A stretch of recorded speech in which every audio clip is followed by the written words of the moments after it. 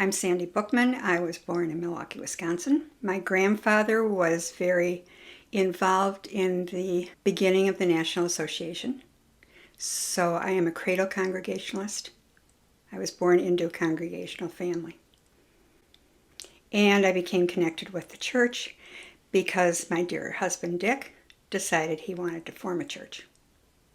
And he had several members, former members from North Shore, who were moving out to Ozaukee County, and very often asked him why there wasn't a church out here, and would he be interested in starting a church. And he said no. And he said no a couple of times. And finally I looked at him and I said, you know, if you're going to do it, do it. Otherwise, I don't want to hear about it anymore. And he did it. He was very active at Alice Chalmers. He was doing urban affairs, and he was going all over the country to all of their plants, and he enjoyed that. But then Alice Chalmers started going downhill at the same time as people were coming to him to ask him to found a church. When Dick decided to do something, he decided to do it. So he said, let's just start the church. And then he gathered people together for meetings. And that's how we got going. We had the Prodells, we had the Tisdales, Ann and Stu Tisdale. God, there were a group of us. Jan and John Hessler. We found the Legion Post. And Dick had planned that meeting and had talked to the janitor, and he was going to come open the doors. We got there, and the doors were not open. So he called the janitor, I can't remember what his name was, who immediately said, oh my gosh, I'll be right there. So that's where we had our first meeting. We had the lectern, we had candlesticks, and we had a cross that had been purchased from First Church Wauwatosa for $1. Dick wrote the covenant. And I think the calligraphy was done by somebody that Chuck Prodell knew. He was our first moderator. And we had the synthesizer, and we had Lori, and we had Sally, and we still have them. How lucky we are. Very lucky. Yes, I mean, Dick would put up a certain number of chairs. Somebody else would add chairs, and he would take them away because he was convinced that we wouldn't have many people. But, you know, word of mouth. We packed up the station wagon every Sunday morning with hymnals because the Legion Post wasn't sure how credible our group was or how trustworthy we were. So we didn't have a space to leave those items there for several weeks, several months. And then they finally decided we were an okay bunch. We were at the Legion Post from September 1983 until December 24th, 1984. Reese Bailing was involved in real estate, and he found this property and talked to the Stearns, I think, who owned the property. I don't think originally they were keen to sell, but he was a wonderful salesman. The original church, there was a huge barn with a chicken coop. There was no garage attached to the parsonage. We didn't work on it for a very long time. We took possession of the church on the 1st of December. Dick wanted to have a Christmas Eve service. So we got the scaffolding up. It had several layers of wallpaper. We had to take down 22 gallons of paint and spackle. Carpeting was being laid on the 23rd, and we had our service on the 24th. There were people that I never thought would be on a ladder were on a ladder. It was wonderful. We thought it was a big adventure. It was. I mean, we didn't know if it was going to work. Dick always said we were partners. We never really talked about getting the church going. It was something he wanted to do. And it was work, but it was a lot of fun. It was very rewarding. We lived in the parsonage for 7 years, and mostly it was okay, except that I think the church, some of the church members thought it was part of their house. And Dick came home one day after a snowy day, and he said, I am not shoveling one more flake of snow, because at that point we had volunteers who were coming in the morning to do the sidewalks. And he had done that. He'd gone out and he'd shoveled the sidewalks. And then one little boy came and went like this over the bushes. And the snow landed on the sidewalk. And he said, that's it. Not doing that anymore. So 7 years was good, but that was enough. We had 6 children together. Dick had 3 and I had 3, and we put them together. When we moved out here, we had 2. Susie went to Grafton High School, and David was in middle school. We had no place for Sunday school rooms, so we used our garage, the one adjacent to the parsonage, as Sunday school rooms.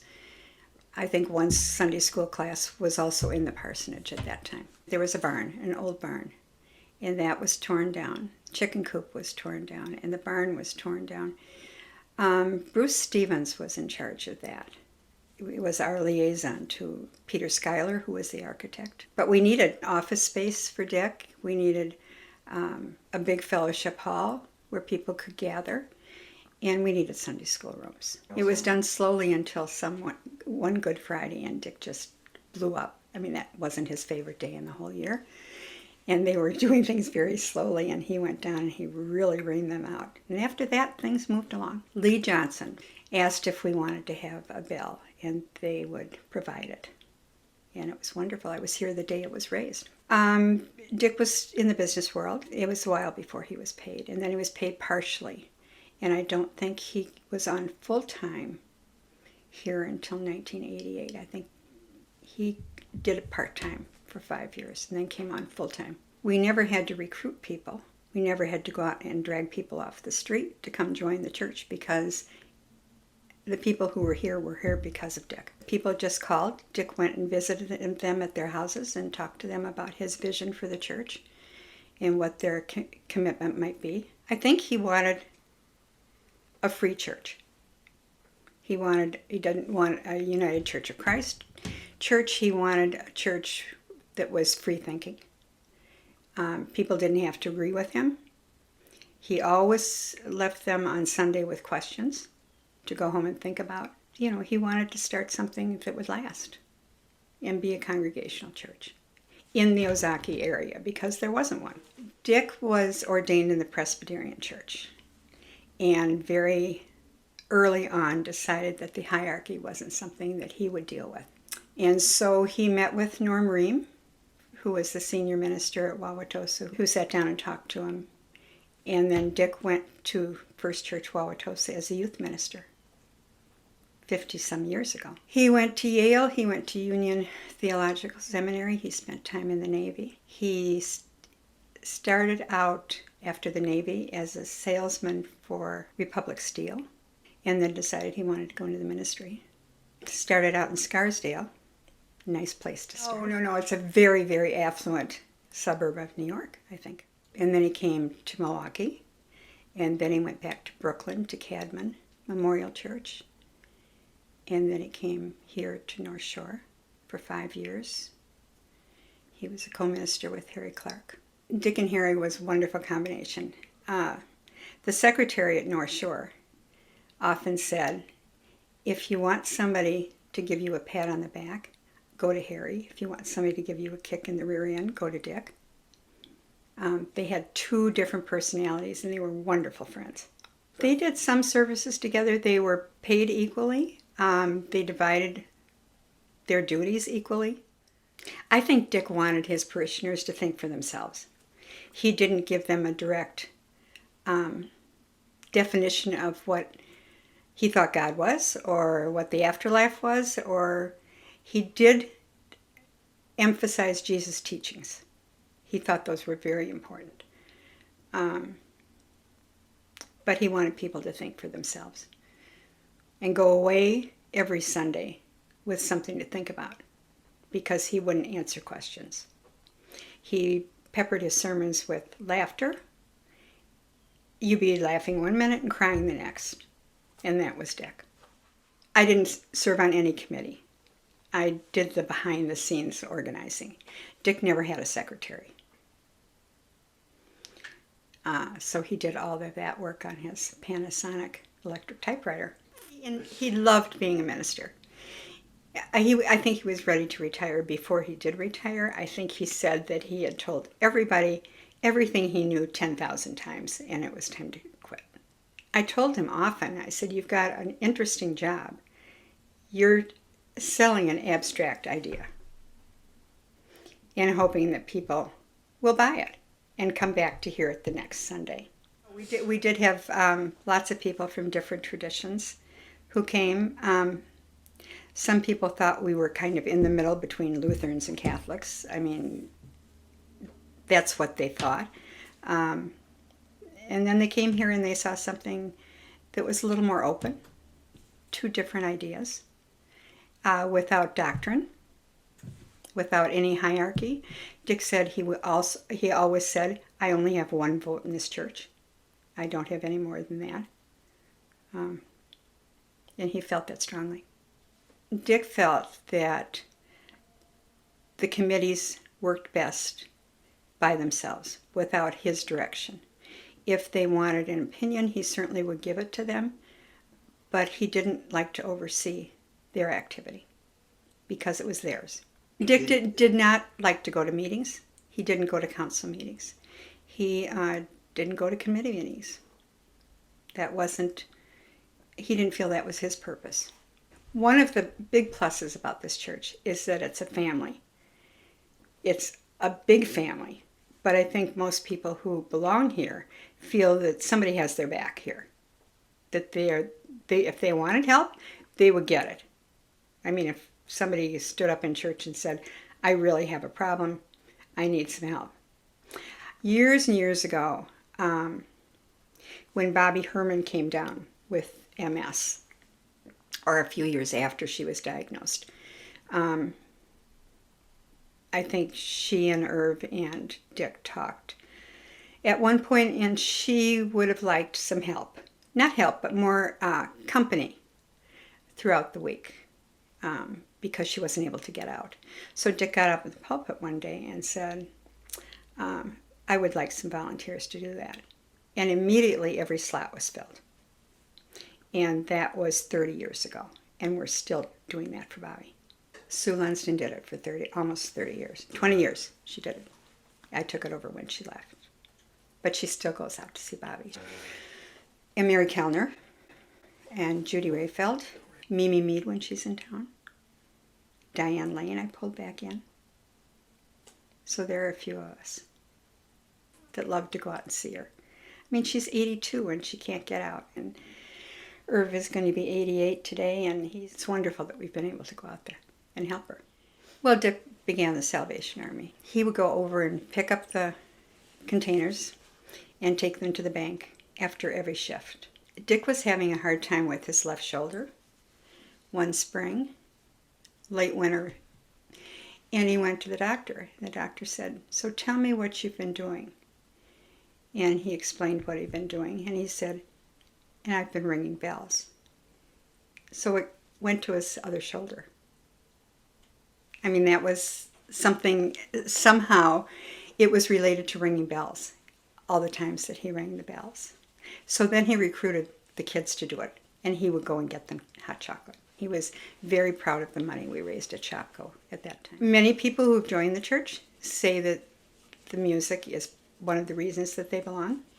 I mean, Dick was a big part of it, but I think the music is really important. And Maundy Thursday services were wonderful when Dick was here. He used to set up long tables in Fellowship Hall with the lights off, with candles, and then people would have scripture readings. And then Rip in the background would be there with his bass. It was very moving. Dick and Harry Clark had talked about going to Israel, and finally in 2005, they went to Israel. In between whatever was going on in Israel at the time, I waved goodbye to him. Nora drove them down, and I didn't know if I'd ever see him again. I went down to pick them up, and they had a wonderful time. They had a guide for 2 weeks, just the two of them. Harry had a picture that he had in his group of pictures that he made into an Easter card for Dick. It's a picture of Dick and Harry in front of the tomb with the stone rolled away. Our associate pastor, Rob, grew up at North Shore Congregational Church, and his mother and I were good friends, so I knew Rob when he was growing up. He is doing a wonderful job with outreach. I mean, there wasn't an effort to go out and recruit people or put an ad in the paper and say, you know, we're looking for members. You don't do that for a church anyway. But Dick had the personality that people wanted to be with him and to hear what he had to say. He loved the church, and he loved what he did. He said it was the best job in the world. And he smoked a pipe for a long time. So I think if somebody asked him a question, he would stoke his pipe, gave him a couple minutes to think about it. He didn't like to do things spur of the moment, which I think is why he had a manuscript. He wasn't comfortable with somebody coming up and putting a microphone in front of him and saying, could you give us your opinion on something? He wasn't comfortable with that. I remember out at Wauwatosa, they were doing a stewardship thing where they would come up to you and ask you, you know, could you give me just a little clip on what you think about the church? And he said, yeah, but come back to me in a few minutes. Because it was brand new, if we didn't see somebody for 2 or 3 or 4 weeks, I would say to Dick, you need to call. You know, I think that's like a wife saying, it's your sister's birthday, we need to send a card. You know, that's just, yes. That was what I did, is I just kind of steered him in the right direction sometimes, which I'm sure most wives do.